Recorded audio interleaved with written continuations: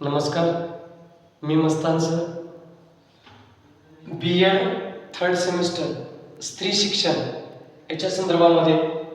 तुमचा जो 23 तारखेचा जो पेपर आहे त्याच्या संदर्भामध्ये अतिशय महत्त्वाचे प्रश्न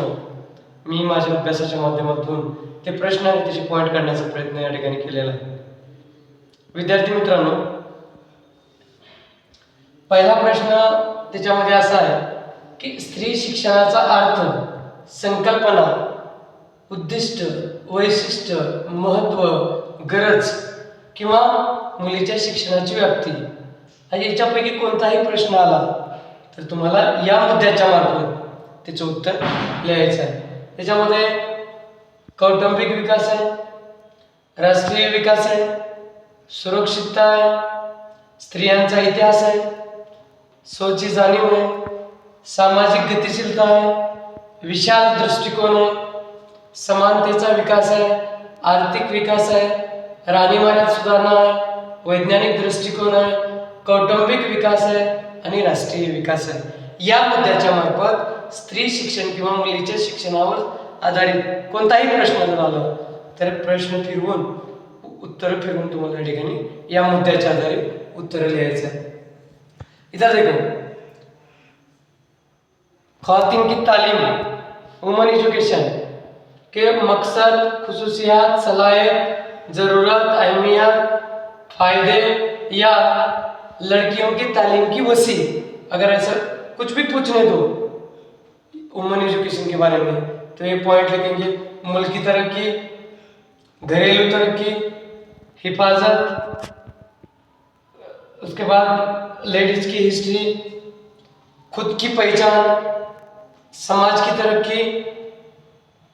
उसके बाद बड़ा नुक्ते नज़र, मसावत का नुक्ते नज़र, मासी तरक्की, उसके बाद रहने में सुधार, साइंसी नुक्ते नज़र और घरेलू तरक्की वगैरह. ये तमाम नुकात के जरिए से हम आंसर लिख सकते हैं. त्याच्यानंतरचा प्रश्न आहे: भारतीय वंशाचा गतकालीन, वसाहती आणि आधुनिक काळात महिलांच्या शिक्षणाचा ऐतिहासिक दृष्टिकोन स्पष्ट करा किंवा स्त्री शिक्षणाचा ऐतिहासिक दृष्टिकोन स्पष्ट करा, स्त्री शिक्षणाचा इतिहास लिहा. असं जर काही विचारू दे हे प्रश्न या ठिकाणी लिहायचा. सामाजिक परिवर्तन, आरोग्यविषयक जाणीव नसणे, निर्णय क्षमता, हक्काबाबत जागरूकता नसणे, रोजगाराची हमी नसणे, शिक्षणाचे स्वतंत्र नसणे, सुरक्षितता नसणे, नेतृत्व नसणे, नवीन पिढीला दिशा नसणे इत्यादी मुद्द्याच्या आधारे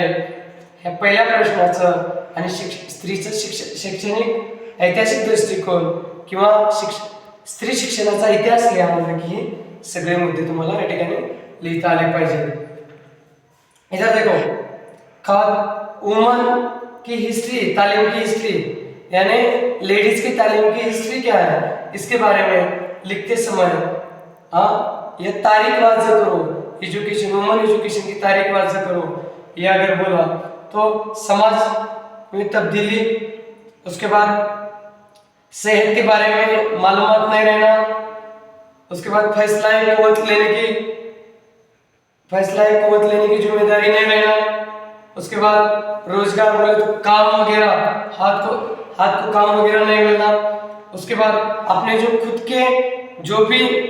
क्या बोलेंगे, खुद के बाद जो भी डिसीजन है उसके बारे में मालूमात नहीं रहना, फिर तालीम लेने का फ्रीडम नहीं रहना, फिर उसके बाद हिफाजत नहीं रहना, लीडरशिप करने का मौका नहीं रहना, जो भी नई नस्ल है उसको रहनुमाई देना. ये तमाम चीजें हम उसके बारे में बता सकते हैं. उसके बाद है त्याच्यानंतर समाजसेवी संस्थेचे स्त्री शिक्षण विषयक भूमिका किंवा राजा राममोहन राय, महर्षी कर्वे, महात्मा फुले, सावित्रीबाई फुले, अनुताई वाघ, ताराबाई मोडक, दुर्गाबाई देशमुख याचे स्त्री शिक्षण विषयक कार्य लिहा इत्यादी विषयावर आधारित काही प्रश्न विचारते किंवा इत्यादीचे योगदान लिहा. तर हे सगळ्याला कॉमन पॉईंट काढलंय. धर्मनिरपेक्षता व स्त्री शिक्षण, स्त्री शिक्षणाची प्रेरणा, स्त्रियांना समान हक, मोफत व सक्तीचे शिक्षण, शिक्षणातून प्रोत्साहन, स्त्रियांना रोजगार, स्त्री विषयक कायद्याला प्रोत्साहन, स्त्री शिक्षणाच्या हक्काची जाणीव करून देणे, स्त्रियांना शिष्यवृत्त्या कायद्याची जाणीव करून देणे आणि स्त्रियांना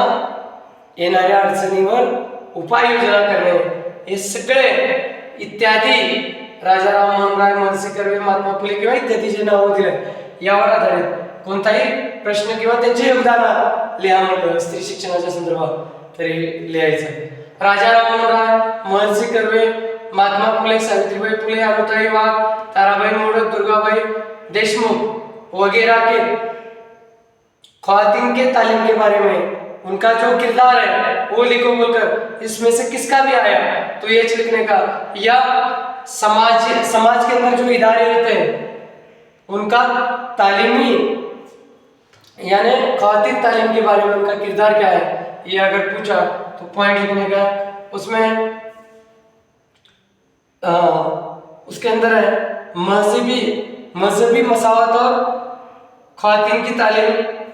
उसके बाद ख्वातीन को तालीम के बारे में क्या देना, मोटिवेशन देना, ख्वातीन को तालीम के बारे में क्या करना, मसावी दर्जा देना। उसके बाद फ्री एजुकेशन देना। उसके बाद तालीम के जरिए से उनको मोटिवेट दिलाना।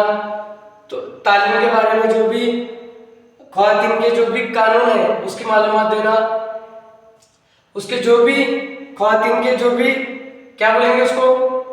उसका हक है जो उसकी मालूमात करा के देना। फिर उसके बाद ख्वातीन को जो भी ये है क्या है उसको स्कॉलरशिप है उसकी मालूमात करा के देना, कानून की मालूमात करा के देना, ये तमाम चीजें हम यहाँ पर लिख सकते हैं। त्याच्यानंतर पर्यावरण व लोकसंख्या नियंत्रणात महिलाची भूमिका किंवा आधुनिकीकरणात महिलाची भूमिका, त्याच्यामध्ये स्त्रियांचा सन्मान, वाढती महागाई, आरोग्यविषयक जाणीव जागृती करून देणे, घर समाज स्वच्छतेविषयी माहिती करून देणे, वाढत्या लोकसंख्येचे परिणाम लक्षात आणून देणे, स्त्री शिक्षणाचे महत्त्व व प्रचार करणे, लहान कुटुंबाचे महत्त्व समजावून सांगणे, स्त्री विषयक कायद्याच्या सवलतीचा फायदा लक्षात आणून देणे इत्यादी आपण काय आधुनिकीकरणात महिलाच्या भूमिका सांगता येतील किंवा पर्यावरण लोकसंख्या नियंत्रणात महिलाची भूमिका सांगता येते। माहौल का तहफ्फुज और बढ़ती आबादी के बारे में ख्वातीन का किरदार क्या है और आधुनिकीकरण को क्या बोलते हैं, देखो उसमें ख्वातीन का किरदार क्या है, उसमें ख्वातीन का रिस्पेक्ट, बढ़ती महंगाई की मालूमात, ख्वातीन के जो भी सेहत है उसके बारे में उनको मालूमात देना, घर और समाज के सफाई के बारे में मालूमात, बढ़ती आबादी के जो भी इफेक्ट है उसकी मालूमात करा कर देना। उसके बाद ख्वातीन की तालीम की अहमियत और उसको बढ़ावा देना, छोटे खानदान का तहफ्फुज इसकी मालूमात देना, और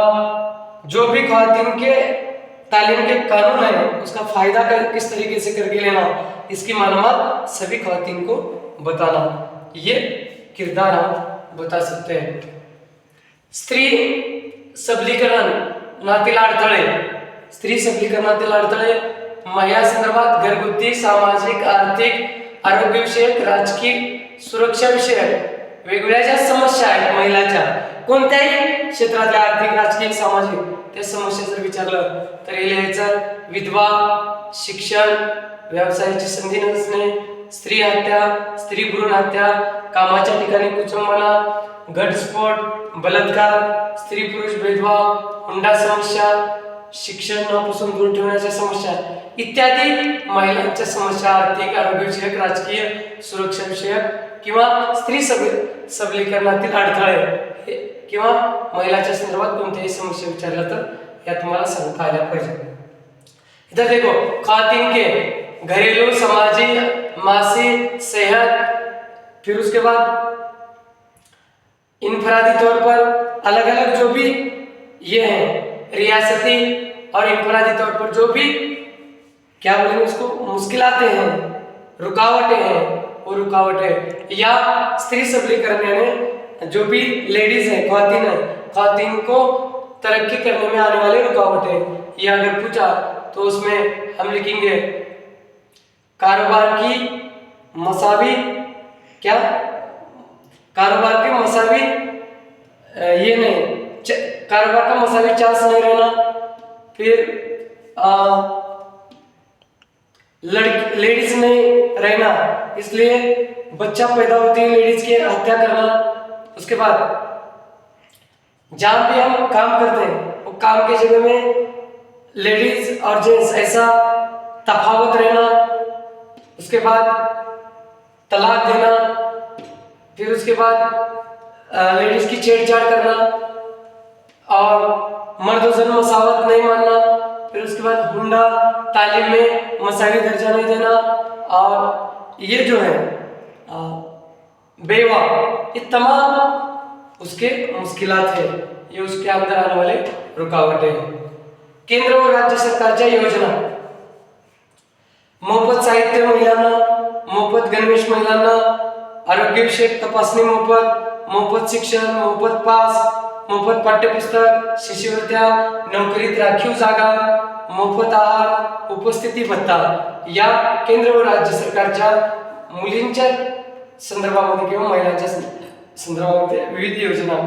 आपल्याला सांगता येतील। मरकज और रियासत के लेडीज के तालीम के या लड़कियों के तालीम के बारे में जो भी काम है या सिफारिशियात है या योजनाएं हैं, उसमें मुफ्त तालीमी वसाइल यानी फ्री तालीमी वसाइल, फ्री ड्रेस, फ्री तालीम, फ्री पास, फ्री दरसी कुतुब, स्कॉलरशिप, उसके बाद नौकरी के अंदर उनको रिजर्वेशन, फिर उसके बाद फ्री खाना, फिर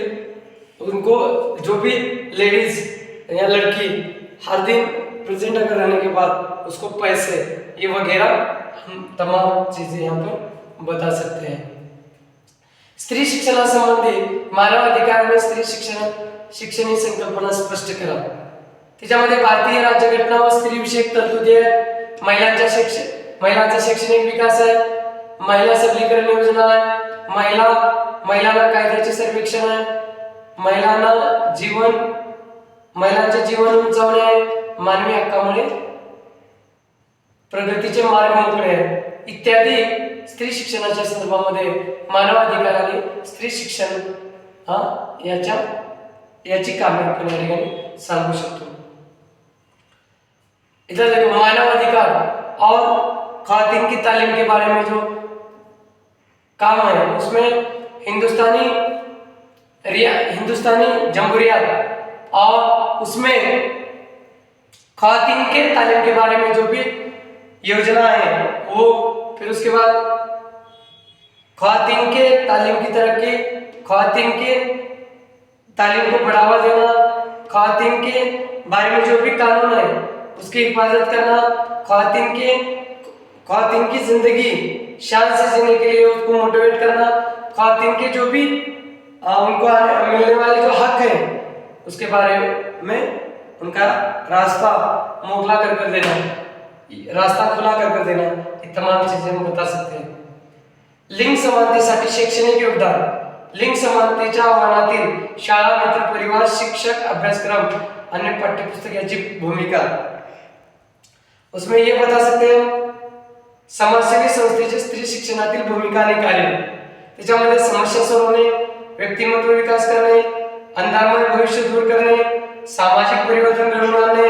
शाब्दिक आणि अशाब्दिक वर्तन तपासणे, सामाजिक बहिष्कार दूर करने, रूढ़ी परंपरा दूर करने, समाजी जो इदारे हैं उनका, समाजी इदारों का लेडीज की तालीम के बारे में किरदार क्या है, तो मुश्किलें हल करना, उसकी हमाज़त तरक्की करना, उसके जिंदगी में जो भी अंधेरा है वो दूर करना, समाज की सोच दूर करना, उसकी जुबानी और गैर जुबानी जो भी बर्ताव है वो चेंज करना, समाज का जो भी बहिष्कार है, समाज के जो पाबंदियां हैं वो दूर करना, और समाज के अंदर चलते हैं जो रीति रिवाज है वो भी दूर करना, ये तमाम चीजें हम बता सकते हैं। ऐलान करून दूसरा, महिला सशक्तीकरणासाठी योजना, असा एक प्रश्न विचारला, महिला सशक्तीकरणासाठी योजना, महिला सशक्तीकरणाच्या योजना असाही विचारलं तर हेच केंद्र व राज्य सरकारच्या योजना